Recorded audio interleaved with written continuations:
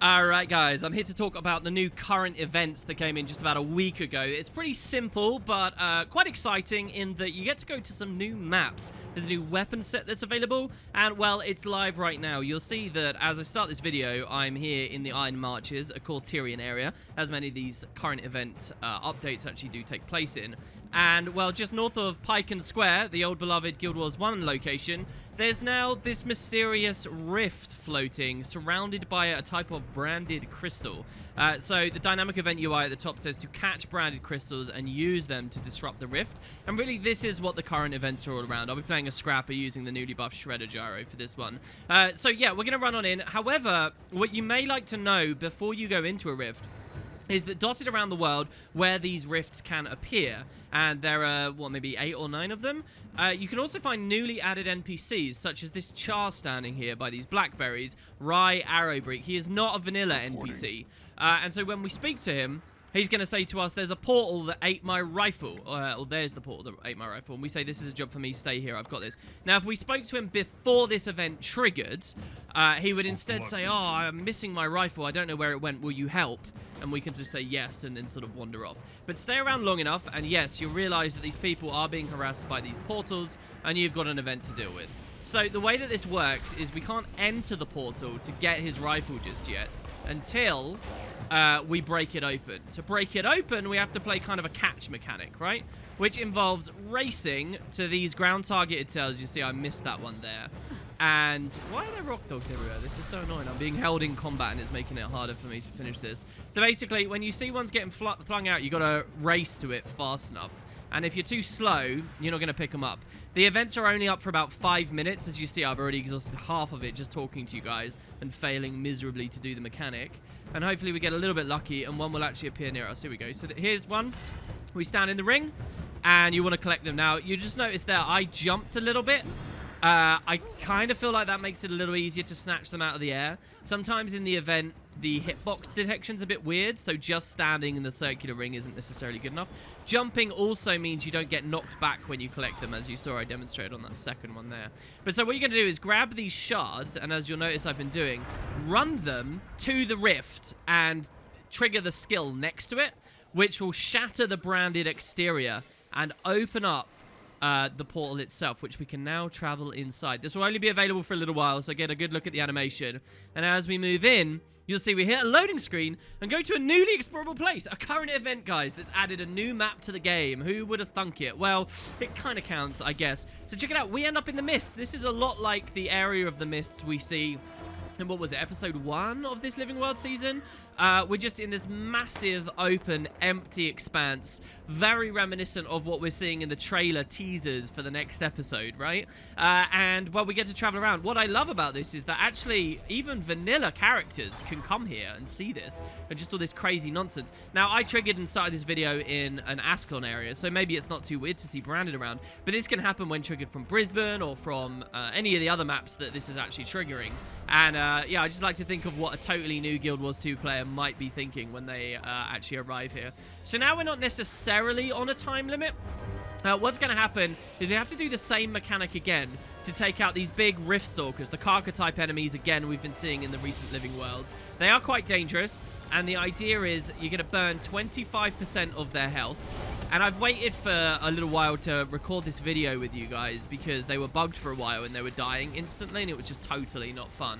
What you're going to do is take these guys out. You see he's almost at 50. When he hits 50, we'll see that his shell appears again. I guess I'm one of the only people doing some damage here. Maybe this guy in the background is a bit. There you go. So he's going to go invulnerable. He got all these crazy animations. And now we can't hit him again because his shield's back. We walk into him. We get knocked back. We get branded accumulation. This is, again, a Living World season mechanic that we're currently experiencing, where you build up enough of these and you get all the brand shards around you. You got to kind of dodge them off. And, yeah, our goal here is to, once again, catch the crystals and throw them back. Now, the other thing about this crystal mechanic, I do like it, is that it's kind of awkward with placing them down, and hopefully I'll show you what I mean in a second. We're getting really hit hard by these branded. Here we go. So one's going to land here. I'll stand in the middle. There. So you'll see I never actually managed to collect... Oh my god, we're actually dying here, guys. I'm going to sneak gyro so that no one attacks us because this skill is overpowered now. Brilliant. Yeah, it's kind of awkward. When you stand on it, sometimes you don't collect them and you got to do the jump. But the other thing is not when collecting them. Here, I'll grab this one. But when placing them down, I can't demonstrate it. If you walk too close, you'll get knocked back and lose it. So it is kind of strange that the devs are asking us to place it next to the shell instead of directly on it, or it's a skill that would throw it at the shell. But hey, maybe it's not a big deal. I mostly don't like the mechanic very much right now just because I've spent so long doing it, since the actual boss fighting sequence that we're now playing in ended up really short in the past, and you couldn't really, you know, spend much time having fun with that because the stuff would instantly die. Anyway, so yeah, we'll take him out. We got to do the phase once again. And then something specific will happen due to the fact we arrived here from the Iron Marches. If we had entered a different rift in a different area of the world, we would end up in much the same looking place, but the very end will change. And I'll show you what I mean by that in a second. Here's one. Oh, that's super speed when we stun. So nice. Just scrapper things, guys. So we run through. This second health bar on the top right is representing the health of the shield. You tend to do about 25% each time. So when you get a big Zerg here, it breaks really quickly, as long as everyone spreads out a reasonable distance. You can see how much easier it was to proc this mechanic on the outside too, as soon as I had some other players around. So here, there's someone else broke it. I'll just blow up on the boss, do a little bit of damage. Probably easy to just drop and go to your regular profession skills, honestly. But hey, here, we'll try and evade that or block it. Block's good enough, I guess. Go to our flamethrower and stack some might. This is a Juggernaut scrapper build that I've found a lot more fun since the scrapper changes have come in over the past little while. So he's getting pretty dangerous, but also pretty low. As soon as he dies, watch closely. You got to start moving quickly. You'll see we get a time remaining of 30 seconds. Everyone started sprinting off. And there's this huge thing that's appeared here. Now, like I mentioned, I've been playing Path of Exile Synthesis League recently, which does this same thing. You go into, like, rifts around the world, and then they start collapsing. What's going to happen is, as we come to this far island running away, you'll see there's a little golem here. See this? So, we spoke to a Char who was looking for a rifle, but here we found a golem. And by pressing F on the exit portal, you might notice, here, I'll rewind the video just so you can see, it says, escape with the belonging, right? The lost belonging. What that means is we collected that little golem we just saw, and now we're out back in the regular world, but we're not in DS or in Iron Marches anymore. We're all the way out in Brisbane Wildlands, next to a different NPC, who if we speak to, Excelsior. he says, ah, the G5AB, you found it. So the golem, your performance has exceeded my expectations. And we say, well, it's good to see you reunited. And the golem now is standing next to him. So here's what's happening. Basically, you go into a rift next to an NPC. In our case, we started in Iron Marches. You do that little event, and it's the same every time. But instead of finding the rifle, we found a golem and got spit out on the other side of the world with a guy that wanted the golem. So then, what can happen is if we wait here, another rift will spawn here. We can go back in. And now, instead of getting a golem here, we'll get another thing, say a lost cow.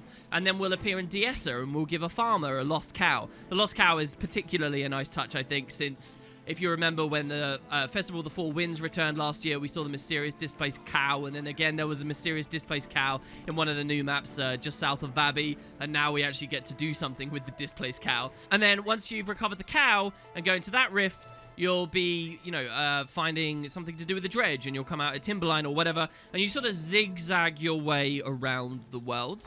So that's the way the event works. It has been a bit frustrating to me because in addition to the scaling bug, when I was originally playing it, if I wasn't speaking to the NPCs first, I was not able to actually recover their items. So I do the rift for the cow, and then leave, but then the NPC would just say, hey, find my cow, and I'd kind of have to do it again and again and again. So if we go to my achievements here, you'll see it's called Helpful Hero, and they come in pairs, right? So you find the lost golem, and you recover it. Or you find the lost Dolyak, I guess it was, I'm pretty sure there is a cow, isn't there? Yeah, here you go. A Dolyak's one of them, a cow's one of them. You get a statue for one of them. And you see these ones that I don't have, the greatsword, the cat, and the rifle. these I have done. They just bugged on my first time through, so pretty frustrating. But that's it. You're triggering this event here called Helpful Hero, which ultimately gives you a Riftstalker Carapace. You'll also notice here that I got a Riftstone statue. Here you go. Satchels, sorry. We can open these up. Now, these new items are good for creating the new weapon set that came with this. So, current events given a new weapon set. It's pretty nice, right, guys? You've got Helpful Hero and then finally Rift Striker, which is to just close 10 in total. You'll see I've done 6, even though my achievement hasn't reflected that just because of the nonsense from before. So, we get another one, and you kind of just loop around Tyria. It's not that big of a deal, but it's a nice little extra thing you can do. I am assuming, just like with all the other current events in the game, these aren't going to be going away anytime soon. They'll probably just become a little bit more infrequent once this season is done. As we see, like, the Palawa Joko invasions at the start of the season, they're still there. They're just rarer now. And so it's probably a good idea to get in on it now. I do like this. It seems to me that because they're actually allowing us to go to new places, and a beautiful place as well, that of the Mist, it is one of the better current events. You know, we've come a long way from just a bunch of signs around Queensdale, which, while interesting in terms of lore, obviously, hardly was as detailed or as deeply delivered as this here. But here, so you can actually see one of the issues I've been having. I go into a portal and it just spits me back out in Brisbane. I'm not sure what that's all about, and it's kind of been putting me off of them. But there you go, that's current events. I did say multiple times over the past week and in many videos I wanted to show them off to you guys, talk about how they're working, and that's it. If I've missed any details, please do let me know down in the comments, and especially why I hit this issue, where when I go into a portal, it doesn't actually take me into the rifts a lot of the time. It throws me straight back in the map I was already in, like this here. But there you have it, guys. I hope you enjoyed. Thanks very much for watching. Do remember the dungeon series is going along for some really meaty, awesome stuff. And until next time, I'll see you all. Oh, we failed to wave there. Very soon.